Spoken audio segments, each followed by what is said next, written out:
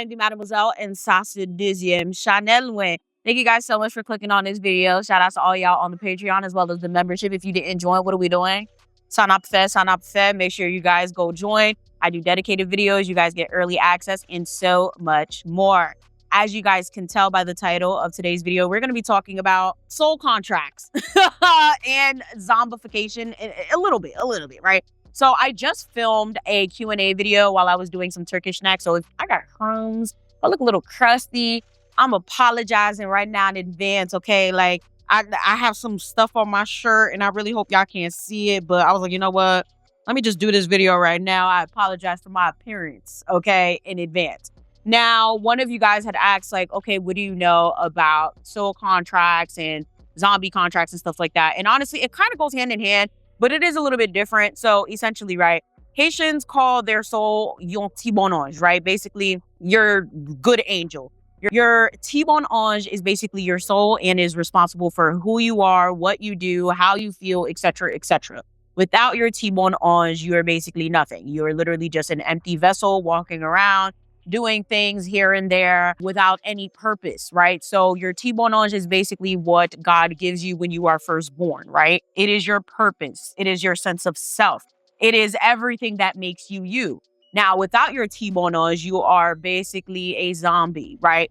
Which is why I said this is kind of similar to a zombie. We actually talked about zombification in a dedicated video. I'm going to make sure I link all the videos referenced down below. If not, just type in the topic in my name, just in case I forgot, right? So like Chronicles of a Zoe Zombie, you'll find it, right? Chronicles of a Zoe petit bon ange or soul, you'll find it, right? But essentially, right, during the zombification process, the person, it depends, right? Because there's people like scholars and people that have more of like an analytical mind that are always like, no, the person's not really dead. They're just knocked out or they're like close to dead and then they're revived. And then like whatever it is that they're giving these people, they're just not in their right state of mind. Hence why they are considered a zombie. They're still alive because they didn't quite die. But of course, if you ask any Haitian, Haitians are going to be like, yeah, no, these people be dying and people be resurrecting them, right? Like it's straight up resurrection. It is a straight up zombie. It is a real thing. Now, the thing is with the whole zombification thing, it's almost always, okay, against someone's will. It is someone being punished for really bad deeds, just like being turned into a lugau or a baka or Shumpwell attacking you in your house. Like all of that is punishment for doing really bad deeds, fucking someone over, pissing off a mumbo bakor. That's typically what these things are here for. And when you'll usually see these things being used and called into question. However, what if I told you there were people that were willingly giving up their tibono, right? There were people out there that willingly are walking around like an empty vessel because so many different reasons, right? Now, to be honest with you, the only reason I decided to do this video is not only because one of you guys asked, but also, if you guys are on my membership, you would know that I've been talking about how I'm trying to save my Uncle Soul, but he's dead.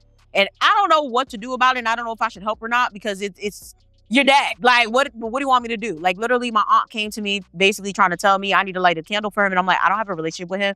And he's not that great of a person. From what I understand, his own kids didn't even put money into his funeral. But I got cussed out because I didn't want to put my money into his funeral or take my parents' rent money to pay for his funeral. Like, it was a whole thing. Again, if you're on the Patreon and if you're on the membership, you know exactly what I'm talking about, right?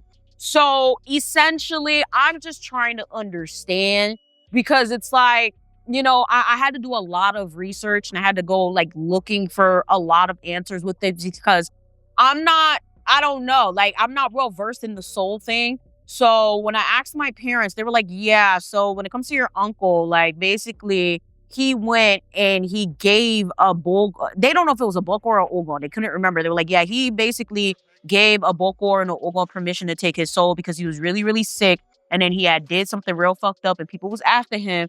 And yeah, basically they locked it up under the house so they could keep it somewhere safe. But since basically everything has been taken, right? Like since everything has been taken over by vandals and kidnappers and all of that, like we just can't get it back.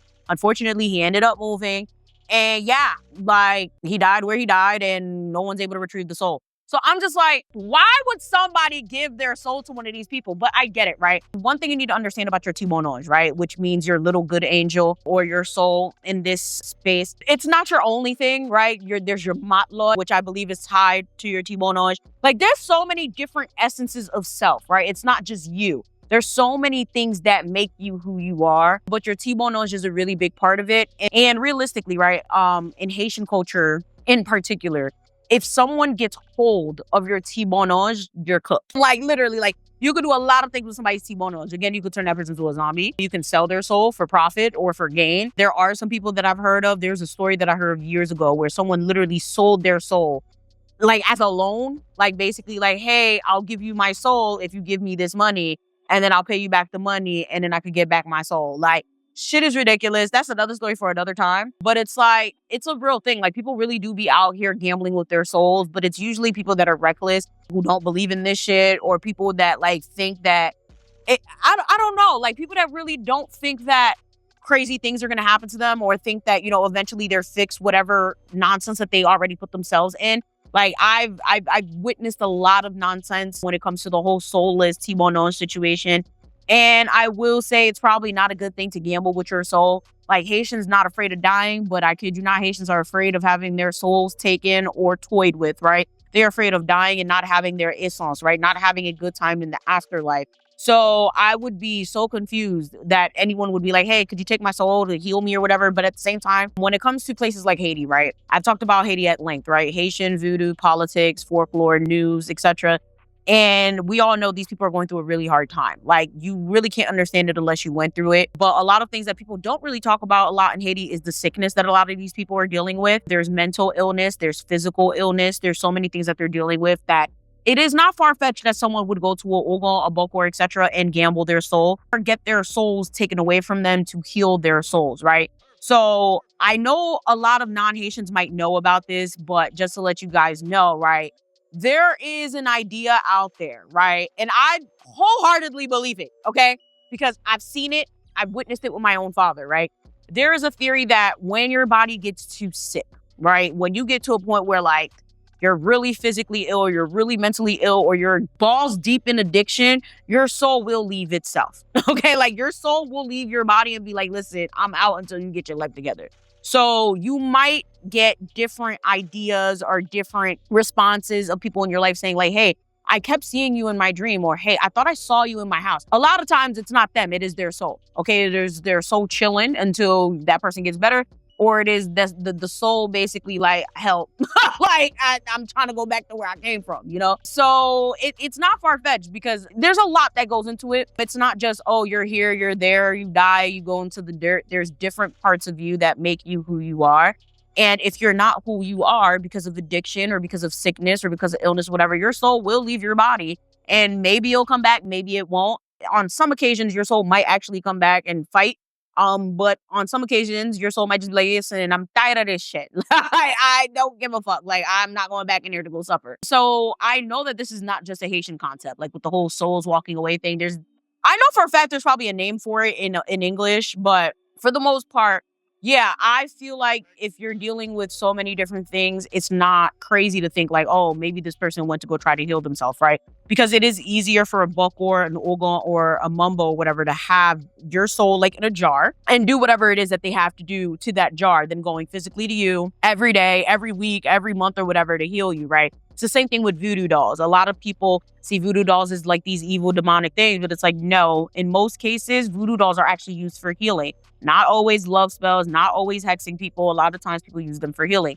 I used one to heal my father. Yeah, he's still sick, but he's still alive some way, somehow. Even the doctors be a little confused, like, how the fuck? Like, my dad's vitals are phenomenal. They are pristine for someone that is dealing with the infection that he's dealing with. So it is what it is. You can do a lot of different things with a lot of different tools. And unfortunately and fortunately, depending, you can do a lot of things with somebody's T-bonage.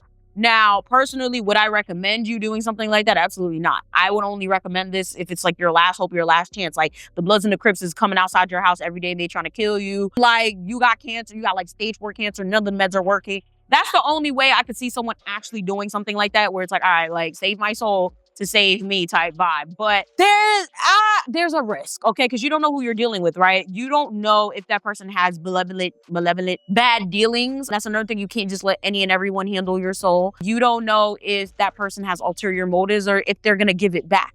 Okay.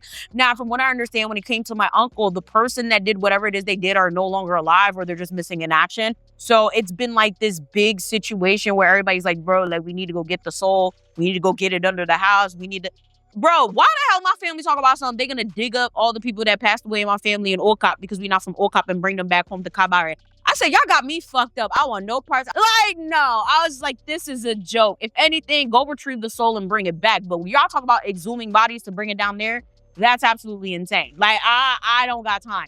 But I understand why someone would do that. Like, death is like very, very important to Haitian people. It's not the end all be all. And a lot of us are very, very like particular about these things, where you're buried, you know, how it ended, stuff like that. Like being murdered, oh my God. Like that's another conversation for another time, because like being murdered and being Haitian is another thing, because it's like there's certain things you can and can't do when someone takes your life from you in the afterlife. Like you can't roam around freely. You can't like, cause it's like that person stripped you. Like, so there's a lot of shit that goes into it. So all that to say, like, yeah, make sure you keep your souls tight. Make sure you don't do shit to fuck people that can take your soul away from you. People do make contracts to heal through their soul. Personally, I wouldn't recommend it. However, sometimes you gotta do what you gotta do. And yeah, thank you guys so much for liking, watching, subscribing. You didn't do that yet? Do it. Because what are we waiting for? All right, make sure you guys like, share, and subscribe. I love you guys so very much. Join the channel memberships and join the Patreon. If you are interested, we are going to Brazil, July 2026. Make sure you guys tap in, you lock in, and you join us on the trip. Again, thank you guys so much for watching, and I'm going to see y'all next time. Bye!